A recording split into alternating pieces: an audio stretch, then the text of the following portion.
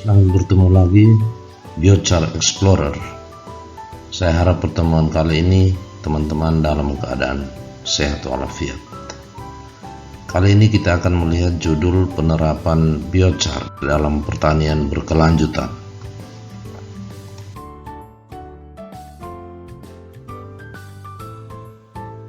Tentu teman-teman tidak lupa bahwa biochar itu sebenarnya merupakan arang yang diproduksi dengan proses pembakaran yang tidak sempurna atau proses pembakaran yang menggunakan oksigen terbatas, bahkan pada proses pirolisis tertentu tidak menggunakan oksigen. Nah, biochar ini berfungsi sebagai amandemen tanah atau bahan pembenah tanah yang dapat memperbaiki sifat-sifat tanah baik fisik, biologi maupun kimia, dan juga dapat mengurangi emisi gas rumah kaca. Dalam pertemuan kali lalu kita sudah melihat tentang pengelompokan biochar baik itu menurut ukuran partikelnya maupun menurut kandungan karbon dan nutrisi atau unsur hara yang di dalamnya.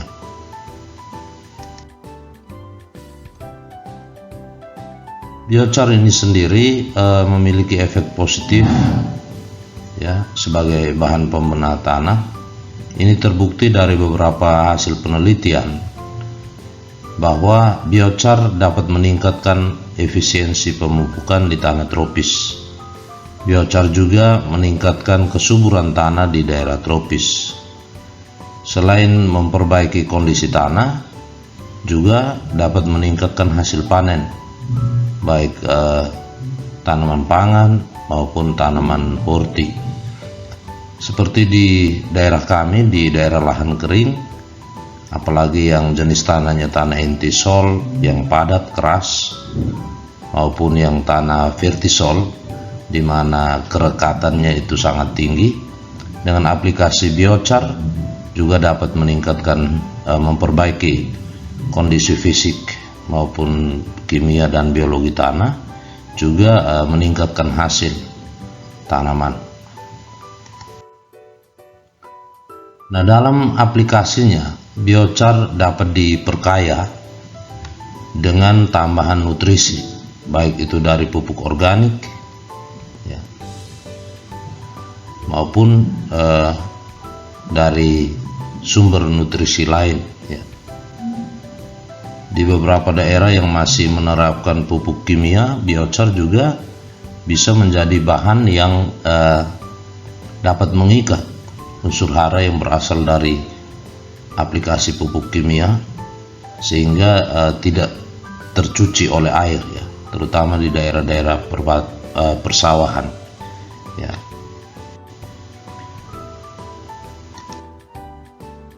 Dalam penerapannya, aplikasi biochar masih perlu dilakukan penelitian-penelitian untuk mengetahui lebih lanjut tentang beberapa hal penting ini. Yang pertama, apakah nitrogen dalam biochar yang diperkaya masih ada setelah digunakan oleh tanaman, atau berapa banyak nitrogen yang masih tersisa dalam residu biochar yang diperkaya. Lalu, bisakah residu biochar yang diperkaya secara efektif meningkatkan pertumbuhan dan hasil tanaman? Dan yang terakhir, biochar yang diperkaya sebagai pupuk lepas lambat, maksudnya apakah dengan penambahan nutrisi ke dalam biochar, kemudian biochar benar-benar dapat melepaskan unsur hara sesuai dengan kebutuhan tanaman atau tidak. Nah, kita lihat beberapa hasil eksperimen yang dilakukan. Contohnya seperti yang dilakukan di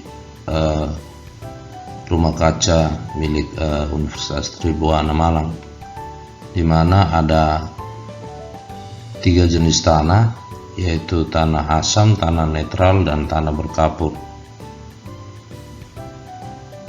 Kemudian tanah-tanah tersebut diolah dengan percobaan biochar Neinrich.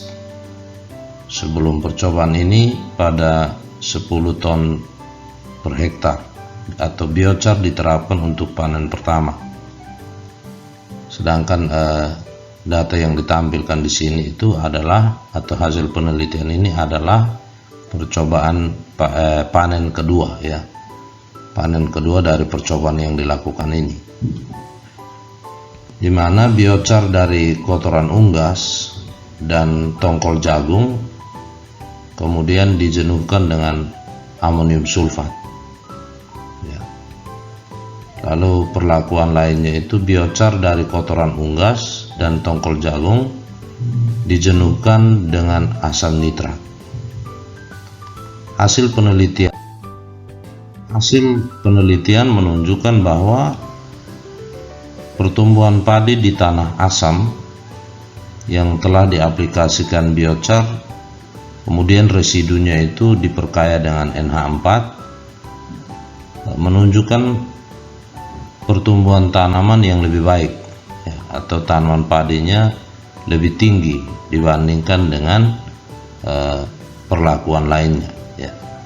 Bisa dilihat di sini, ya, bahwa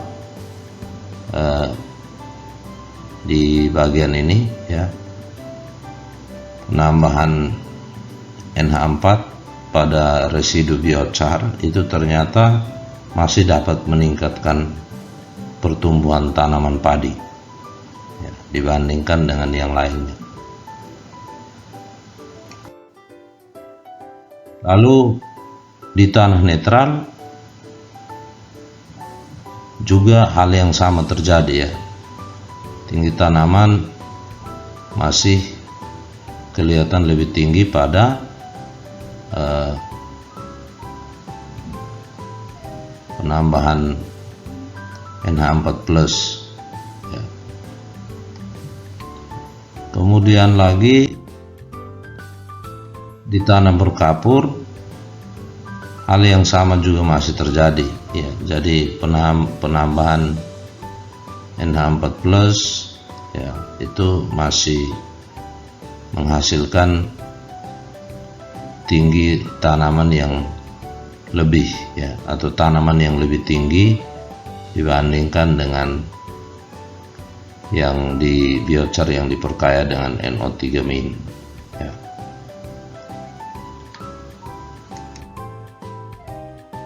Demikian juga pada produksi, ya. Pada produksi itu, produksi yang paling tinggi itu terdapat pada biochar yang diperkaya dengan NH4+.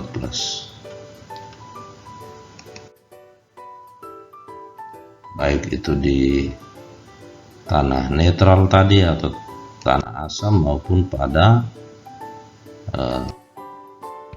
tanah berkapur, ya.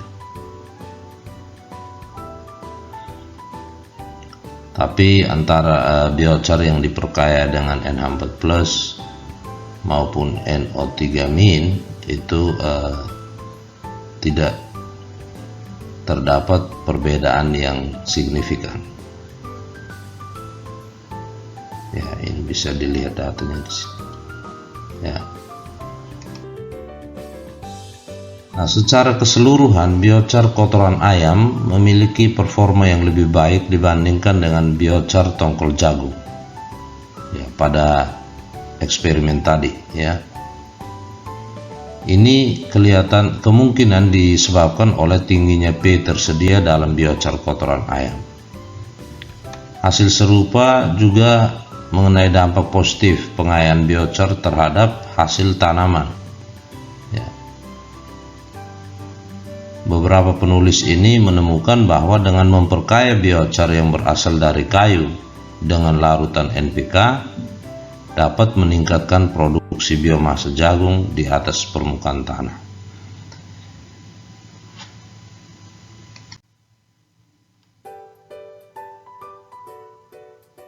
Demikian juga pada eksperimen yang menggunakan residu dari biochar ya, penambahan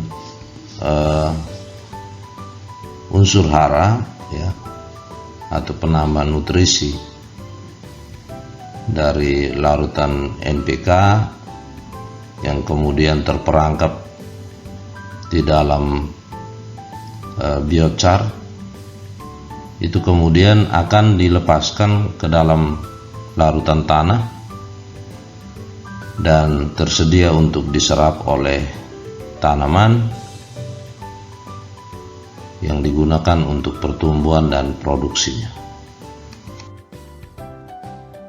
Dari eksperimen yang dilakukan tersebut dapat disimpulkan bahwa padi yang ditanam dengan residu biochar yang diperkaya memiliki hasil yang lebih baik, pertumbuhan dengan hasil yang lebih tinggi dibandingkan dengan padi yang ditanam pada tanah yang tidak diaplikasikan biochar. Lalu NH4 Plus yang digunakan untuk memperkaya biochar lebih cocok sebagai pupuk lepas lambat di tanah masam dan netral. Dampak positif residu biochar yang diperkaya N masih terjadi pada panen kedua. Ya.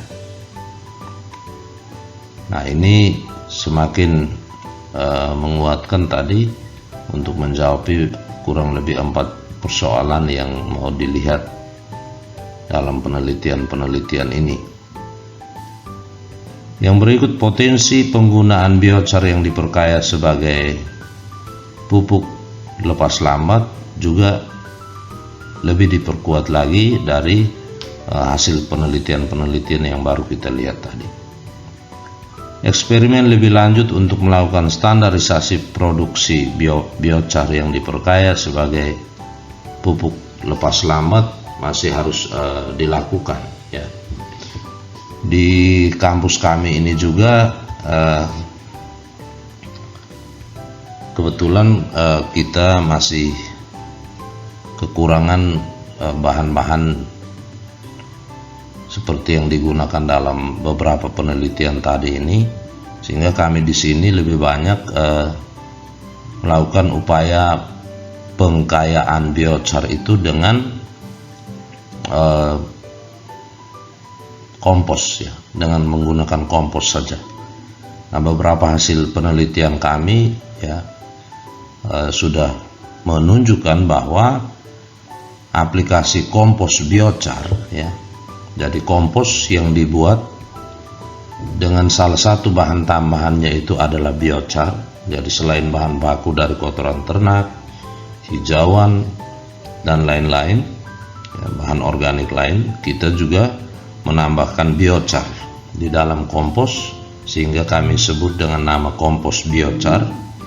Itu kemudian terbukti selain dapat memperbaiki kondisi fisik, kimia dan biologi tanah, juga dalam beberapa penelitian yang penelitian susulan ya pada tempat yang sudah diaplikasikan kompos biochar itu juga ada hasil-hasil yang membuktikan bahwa residu kompos biochar itu ya karena ini aplikasinya langsung dalam bentuk kompos biochar, sehingga penelitian yang dilakukan itu pada tanah-tanah atau media tanam yang masih ada residu kompos biocharnya menunjukkan bahwa pertumbuhan maupun hasil tanaman itu masih lebih baik dibandingkan dengan yang tidak ada residu biochar